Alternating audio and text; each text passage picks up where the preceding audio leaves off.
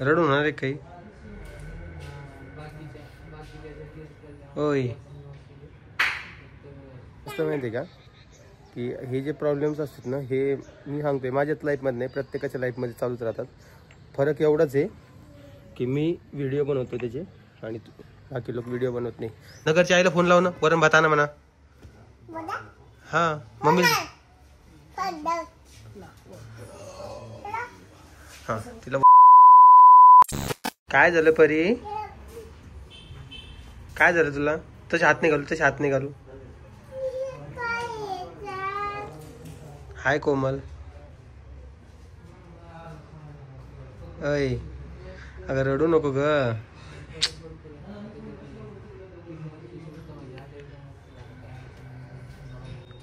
रडू ना रे काही. होय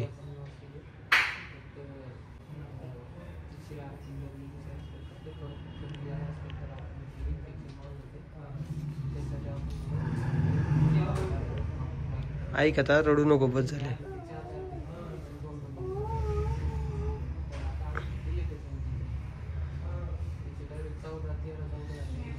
होईल सगळं ठीक. काय हा जाऊ बेटा आपण.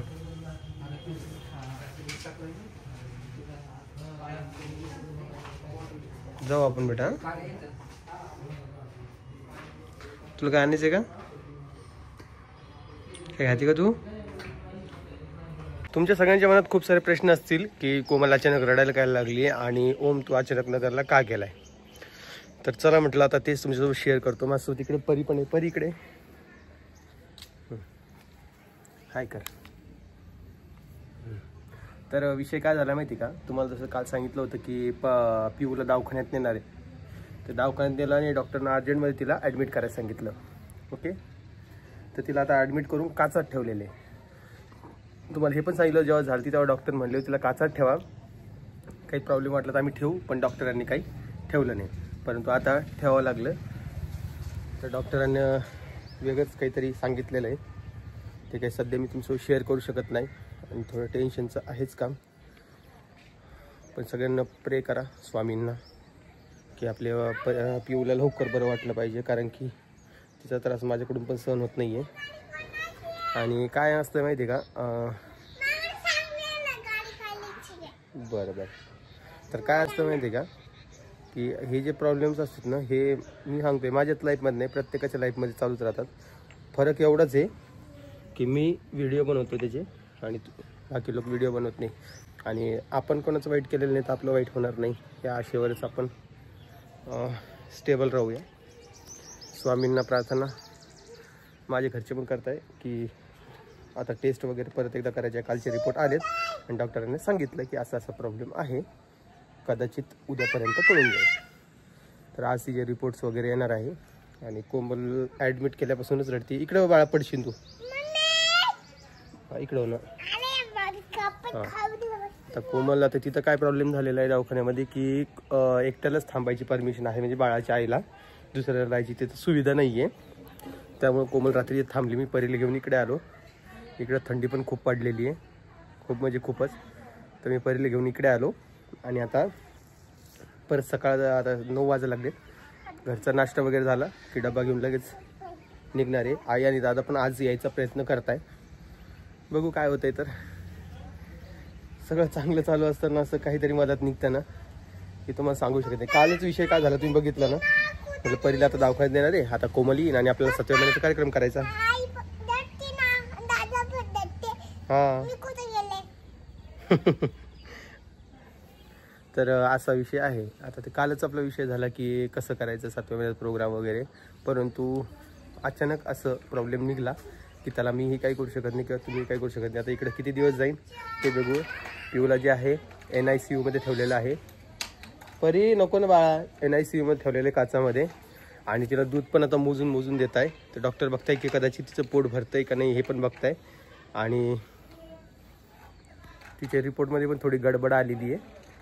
जसं की काही लोक बोलले होते की दादा एकदा पिऊला दवाखान्यात नाही. मी तुम्हाला काय सांगतो दवाखान्यात नेलं होतं तिला जालन्याला पण डॉक्टरांनी एवढं काही सांगितलं नव्हतं. परंतु इथं नेल्यानंतर इमिडिएटली तिला ॲडमिट करायला सांगितलं. हो बाळा, हो ॲडमिट करायला सांगितलं.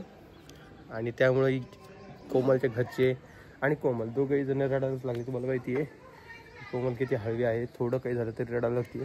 पण मी स्ट्रॉंग राहू, जेही काय असेल ते आपल्याला ॲक्सेप्ट करण्याशिवाय पर्याय नाही. ओके. तर मला जरा टेन्शन येत आहे की आजच्या रिपोर्टमध्ये काय येईल काय नाही. म्हटलं चला आता थोडासा वेळ आहे तर तुमच्यासोबत शेअर करा. आता बरेच लोक म्हणतील की तू याची भांडवल का करतो आहे किंवा व्हिडिओज का बनवतो आहे. कारण की जसं की मी प्रत्येक व्हिडिओमध्ये तुम्हाला सांगत असतो की तुम्ही माझी फॅमिली आहे आणि शेअर करत असतो, त्याच पद्धतीने ही गोष्ट देखील शेअर करतो आहे. सगळ्यांना प्रार्थना करा की काहीच रिपोर्ट जे आहे ते सगळे नॉर्मल आले पाहिजे. सगळं ओके होतं. माझ्या 2 मुली आम्ही व्यवस्थित चालू होतं. अचानक दवाखाना मागं लागला आहे. ठीक आहे, ही वेळ निघून जाईल. हो की नाही. मला एक चांगलं म्हणजे मी कुठंतरी वाचलेलं आहे की तुम्ही जेव्हा सुखामध्ये असाल किंवा दुःखामध्ये असाल तर तेव्हा एकच लाईन लक्षात ठेवायची की ही वेळ निघून जाईल. म्हणजे तुम्हाला ते प्रॉपर सुख पण तेवढ्या वेळच असते आणि दुःखसुद्धा तेवढाच वेळ असते.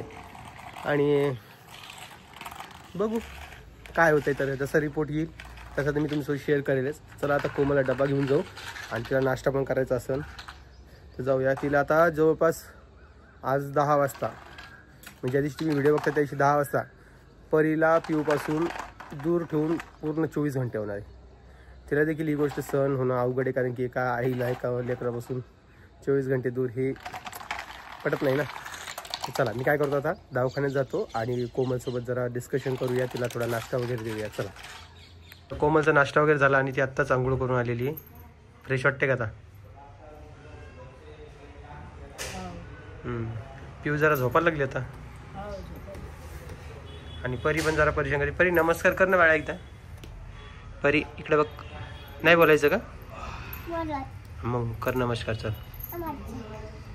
आपली पिऊ कुठे आहे? कुठे पिऊ? झोपली ना. पिऊ झोपलेली आहे आणि कोमल पण इथेच आहे. आणि जरा इथून दवाखाना जो आहे म्हणजे दवाखान्यात सध्या आहे आम्ही. इथून जे आमचं कोमलचं जे घर आहे ते किती 15 मिनिटाच्या अंतर, 10-15 मिनिटाच्या. हां, तर एक 6-7 किलोमीटर आहे. तर मी घरी परीला घेऊन गेलो ते तुम्हाला सांगितलं. आता कोमलची फ्रेश होऊन आली, मी इथं थांबलेलो होतो. परत आता टेस्ट करायची आहे तिच्या ज्या सगळ्या टेस्ट आहे त्या करायच्या आहे. की आता एक किडनीची टेस्ट करायची आहे, एक टाळूची टेस्ट करायची आहे, हृदयाची पण करायची आहे. तर ह्या सगळ्या टेस्ट आता करतील ते आणि त्याचा रिपोर्ट वगैरे येईल.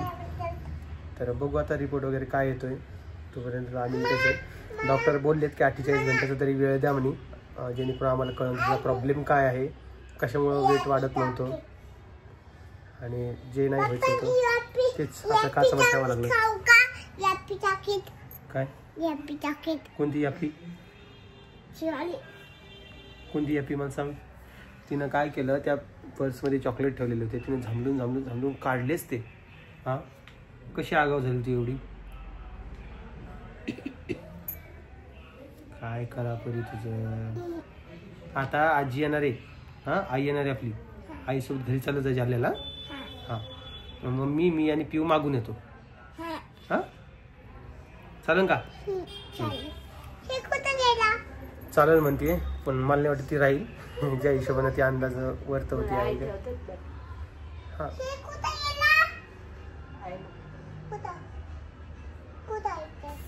अवघड चालू आहे. तुझी मम्मी गिम्मी नाही आली असं? डबा घेऊन येणार आहे. कालपर्यंत होती तिची मम्मी, मी आल्यानंतर त्या चालल्या गेल्या घरी. कारण की मीच म्हणलं त्यांना घरी चालले जा. थांब इकडे बघ. थांब ना, आपलं हे चालू व्हिडिओ चालू 2 मिनिटं थांब ना बाळा. हां, तर असा काही विषय आहे. आणि तिची मम्मी जी आहे परत येईन दुपारी आता डब्बा घेऊन. इथं सिंगल बेड आहे आणि तिथं स्पष्ट नोटीस लावलेली आहे की बाळाच्या आईला सोडून बाकी कोणावर इथं थांबता येणार नाही, गर्दी टाळण्यासाठी. हां, थांब ना बाळा 1 मिनिटं. इकडे बघ. ए, तू फोन लाव ना, नगरच्या आईला फोन लाव ना, वरण भात आणा म्हणा. हां, मम्मी हां तिला वरण भात खायचं तेच चालू आहे. परी परी रोड नाही इथं रोड नाही. ते डॉक्टर अंकल नेते बरं तुला आतमध्ये.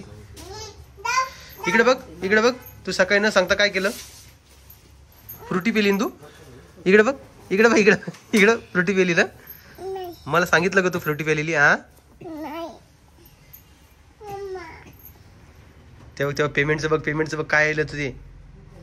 कशात बी घुसा लागली पोरगी. हां तर आता अजून 2 दिवस ठेवायचा विचार आहे डॉक्टरांचा. पण 2 दिवस म्हणू नका, 4 दिवस म्हणू नका. पुढे आता कळेल काय करायचं काय नाही. तर डॉक्टर जेवढे टेस्ट म्हणतात तेवढ्या सगळ्या करायच्या. रिपोर्ट काय येतील काय नाही मी तुम्हाला तसं कळवतच राहील व्हिडिओच्या माध्यमातून. तर तुम्ही ह्या व्हिडिओच्या माध्यमातून सगळ्यांना प्रे करा की याची लवकर बरी झाली पाहिजे आणि सगळं काही व्यवस्थित झालं पाहिजे. तर चला मी काय करतो तुम्हाला पुढच्या व्हिडिओमध्ये भेटेल. तोपर्यंत हा व्हिडिओ तुम्ही लाईक कमेंट शेअर करा, सबस्क्राईब पण करून टाका. एवढं जास्त काही बोलत नाही मी. आणि पिऊसाठी एक रेड कलरचा हार्ट पाठवा की लवकर बरी होईल. चला आता पिऊला दाखवू शकत नाही कारण की NICU मध्ये आतमध्ये परमिशनच नाही आहे. आम्हाला स्वतः ती 2च वेळेस बघायला भेटते, एक 10 वाजता आणि एक 6 वाजता. ते पण डॉक्टरजवळ गेल्यावरच. हात लावायची परमिशन पण नाही तिथे NICU मध्ये. चला सगळ्यांना काळजी घ्या, स्वतःच्या बाळांची काळजी घ्या आणि भेटतो मी तुम्हाला नवीन व्हिडिओमध्ये. तोपर्यंत सगळ्यांना बाय बाय आणि परत एक आपल्या पिऊसाठी प्रे करा. चला प्रार्थना करा पिऊसाठी. चला बाय बाय बाय बाय कर. चला मित्रांनो बाय बाय. भेटतो तुम्हाला पुढच्या व्हिडिओमध्ये. Bye bye.